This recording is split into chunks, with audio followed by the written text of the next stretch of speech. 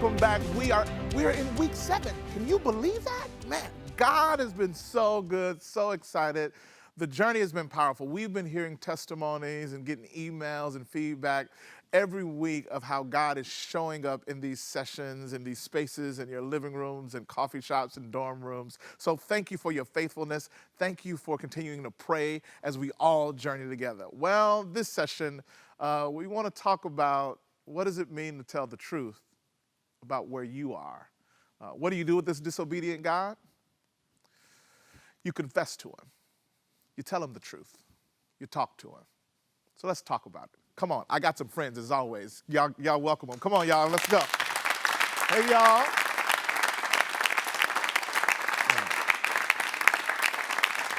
All right. So we are all naturally born liars. Every last one of you. You were born a liar. You were born a liar. Your little lying self. You were born a liar. We were all born because we were all born in sin and shaped in iniquity. I've got a 4-year-old. That little dude will lie in a minute. Did you? No, it wasn't me. I didn't pick that up. Yes, I just saw it. It wasn't me. It's crazy. They didn't take a class to learn how to do it. It wasn't like a seminar. It wasn't like an e-course. At first, for the first couple of years, I thought they got it from their mama's side of the family. But that, it's like that turned out not to be true. After a long time in therapy, we got that worked out. It's interesting that when it's tough, or when it'll get us in trouble, it's hard to tell the truth. Anybody got any childhood memories or experiences when it was hard to tell the truth, but you did it anyway? Anybody got any of those truth-telling stories, and I'm glad I went on and said something? Anybody got anything like that?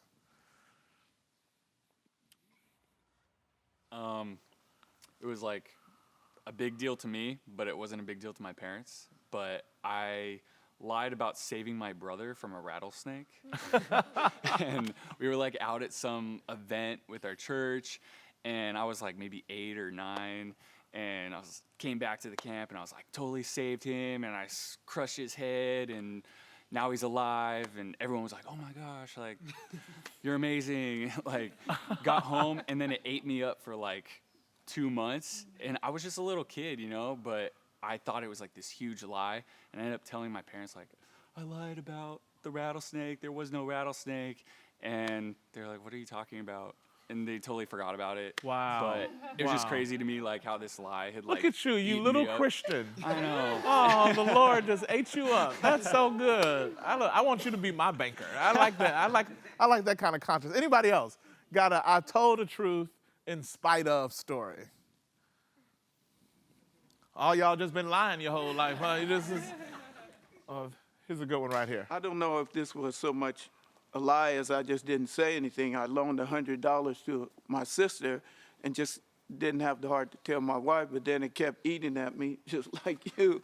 And so For the record, that's a lie. So, right. So I had to go ahead and just tell her, and it was fine. It was fine. It was fine. Yeah. She understood. That's good. That's good. That's a very natural, very common one. Anybody else? Who's got I told the truth anyway, and it turned out all right? Anybody else? So yeah, y'all just been lying the whole time, huh? Well, I feel like that's how a lot of us feel. If I was to ask the reverse question, it'll be interesting to see what kind of response we get. It was hard and you lied about it. I'd imagine, I won't do this to y'all since it's on camera, I'd imagine most of us would raise our hand. If we do that to one another, how hard is it to do with God? When he's disobedient, when he's doing his own thing, the last thing that comes to mind is to confess to him, to engage him. To be honest, just to tell the truth about where I am. I don't like you today. I'm frustrated with you. And somehow we got this thing where God couldn't handle our critique. Like God couldn't handle our questioning. Like he's intimidated by our question. He's not intimidated by your doubt. He's not put off or afraid, or you don't shrink his sovereignty by you asking him questions. Have you read Lamentations? Have you read some of the Psalms? These guys were going off on God. David would be like, God, spite me, O mighty spiter, and my enemies, made their faces be cut off in the grind of the face of evil and death. But God, your will be done in spite of my own desires. You are sovereign. Like they go off, but they always resolve it and say, but Lord, you know, and I trust you. There's a freedom that we have in God. This God that does his own thing, number one, I'm thankful that he does his own thing. I'm thankful that he goes off script, because if he was my script, I would never experience the beauty of what he has for me. But the other thing that I love about him is he can handle my frustrations. He can handle my doubt. He can handle my questions. Thomas gets a bad rap. Thomas, doubting Thomas. Look, we changed the man's name because he just had questions. You walk with somebody for 3 years, they get crucified, and all of a sudden people talking about he walking around in the living room, and you ain't gonna have no questions? I would argue Thomas wasn't the only one that had questions. As you read it there in the Gospels, Thomas and the other disciples are locked away. They're hidden away. They're hiding because of the fear. Jesus has risen. They heard that he's there, and all the disciples are hiding. Why are they hiding? Why is everybody hiding? Because they're all scared. They all got doubt. They're all concerned about their life. They're concerned about the Roman guard. They're concerned about what's going to happen. They all got doubt. Thomas was the only one that told the truth about it. They're all scared. So when Jesus comes in the room, Thomas doubts like I would hope we all would. Thomas says, all right, here's my doubt. I don't believe it. I'm going to have to see his hand. Don't you know that person? I'm going to have to see his hand. I want to see his hand where the hole was. Show me his hand. Let me touch his hand. Then I'll believe it. Jesus was like, okay. Jesus comes and he says, Thomas, here's the nail print in my hand. You got to ask yourself the question. If he's in his glorified body, and if Jesus has been completely healed from the resurrection, why he still got a hole in his hand? All the whips are gone, all his chain, all that's gone, all that healed. He's in his glorified body. Why he still got a hole in his hand? I'd argue he left the hole for Thomas's doubt. He knew Thomas needed to see something. Because he made Thomas. He wired Thomas. He knows how Thomas is. He's like, oh yeah, heal everything. Oh, you better leave a hole right here because you know Thomas. Let me just go. He thought of you and your doubt. And this is what I love about him. He made a way for it all. He made a way for you to still follow him and have doubts about him. And he provides what you need for those doubts. Other thing I love about Thomas's confession is that he confessed his doubt in community. It's amazing. He didn't run away from the church. He didn't run away from it. He's like, I don't believe, so I can't hang out with y'all. He was like, we sitting around just like we sitting around this room now. We hanging out together. I don't believe it. I'm doubting. He doubts in community. How many times do you see people and they have doubts, so that means they leave the church? Or I'm questioning something, so I'm leaving. It's like when things get hard, when they struggle with things, they run away from God instead of running to God. You don't run away from this God. Confess to him. He can handle your doubt. And confess in community. When you doubt, you don't need to start hanging out with Junebug them and Ray Way them and smoking weed and talking about, yeah, I'm doubting, so I'm with y'all. No, that's the last. You don't need to be with them. What would it mean for you to doubt in community? And in community, in your doubt, looking for Jesus. Show me his hands. Thomas, man, gets a bad rap. I think we're all much more like Thomas than we realize. Back in the olden church, it was a practice that we've just lost today. It was a practice of confession, where we would literally confess our sins one to another. We'd sit around in circles and tell the truth about where our struggles are. Problem is, we all put on this face where nobody struggles. We like to put on that church mask that has it all together. Nobody has it all together. You're sitting next to somebody right now who's just as jacked up as you are. The only problem is nobody's telling the truth about where we are. So session 7, I want us to tell the truth about where we are. We're just going to take some time. and have moments of confession. We're going to sit with one another, encourage one another, and push one another to tell the truth about where we really are, and to share the hard things about our relationship, share the hard things about our doubt, share the frustrating things about following Jesus. We want to have a time of confession, y'all. And here's how we want to do it. Not long stories. It's the difference between, this session, y'all, it's the difference between a blog and a tweet. A tweet, you only get 140 characters. A blog, you can write a whole essay. Because it's not about us hearing the whole story. It's about you experiencing the freedom and the joy of telling the truth and confessing to a God who already knows where you are, who already knows. So we want to just take some time and go around the room, and when you're ready, a short statement and just say, I confess that I struggle with, I confess that I doubt, I confess that, wherever that is. And I feel like it's only fair that you start, ma'am. No, I'm just playing.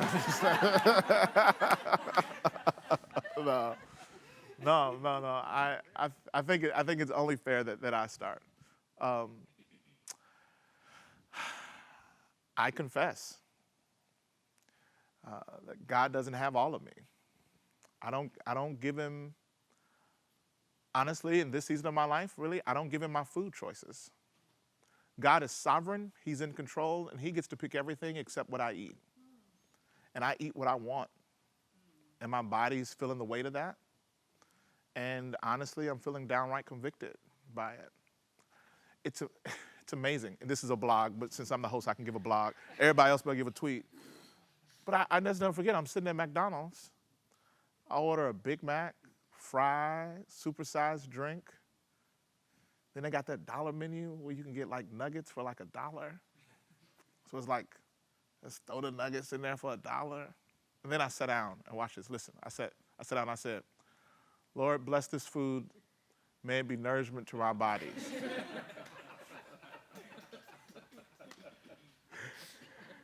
God was like, did y'all hear that? How in the world? I know I perform miracles, but how am I going to make that nourishment to his body? And I just realized, you know what? I'm a pastor. I'm a spiritual leader. And I consistently withhold a large portion of my life from God. So I just confess that I'm still holding on to my appetite. And my appetite for food is greater in seasons than my appetite for him. Who else? I confess that sitting in the pain and waiting for God, sitting in the pain and waiting for God to answer something that I feel is really serious that's going on with me, and waiting for the answer to come. Yeah. I just want to concur with what you said. I'm frustrated, and I confess my frustration with God with the disparity between what he promises and what life looks like. That's good. Who else? Trayvon. A lot of times, I struggle with trusting God and his will for my life and allowing him to map out his plan for my life instead of, just falling back and just trusting him to do what only he can do. Yeah, it's good. Who else?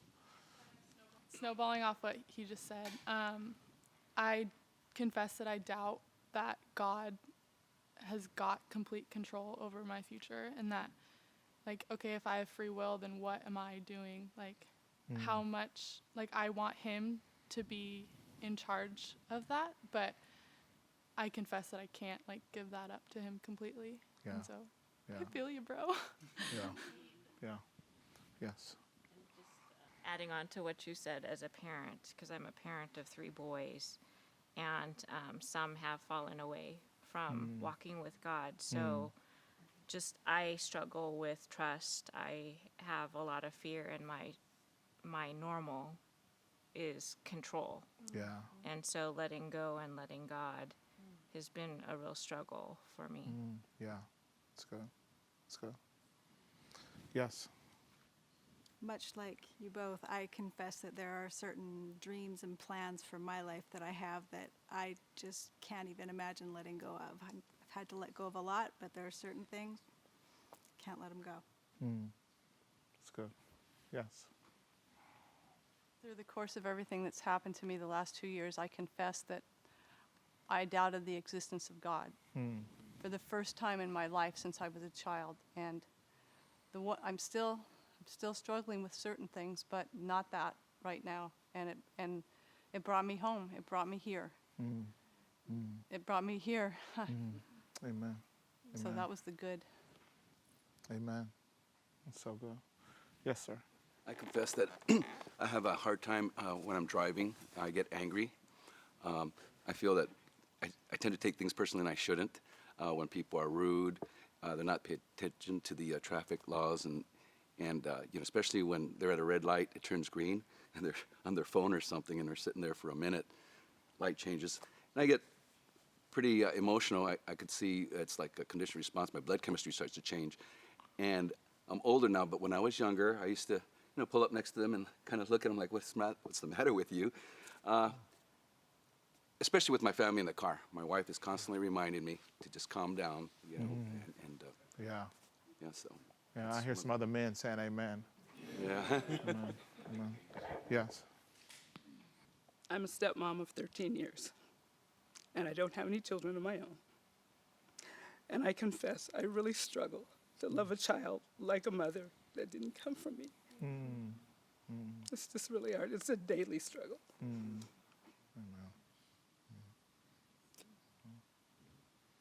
Anybody else? As someone who has a lot of friends that are not only married, but on baby number 2 and 3 now, I confess I have a lot of anger towards God, and I don't trust that He has my desires in His mind with my life. Yeah. On that night, I'd imagine that the disciples had a whole lot of questions, had a whole lot of doubt. Jesus had gathered them in the room, and he'd been talking about his death and talking about him leaving, but it was never felt as real as it did that night. John and James went and they set up the room, and Jesus came in, and Jesus looks at John and says, "Come sit beside me." And then Jesus starts talking about his death. Even talks about one of them betraying him. And then he grabs the bread and he said, "As often as you get together, do this in remembrance of me, my broken body, my shed blood." He was reminding them in a way that I'm not even sure if they could fully comprehend. To be honest, I struggle fully comprehending it even now. He was telling them, all you need is right here. It is provided. And the bread represents my body. The blood represents the wine represents my blood, and it represents the completion of all things. You come back to this table. And I know there's doubt at this table, there's failure at this table, there's frustration. It's a whole bunch of stuff at this table, but you need to know what's in the center of this table trumps what's sitting around this table. So in this session, we come to the table. And we remember the sufficiency of Christ, and in his broken body and his precious shed blood, there we find all we need. And I know there's brokenness around this circle. I know there's guilt around this circle. There's regret, there's shame, there's sin around this circle. So we confess that sin, and we come to the thing that trumps everything in this circle. It's the precious shed blood of Jesus Christ, the broken body of Jesus Christ. As oft as we gather, friends, let us never forget the price that he paid so that we could be free. Receive the broken body and the shed blood.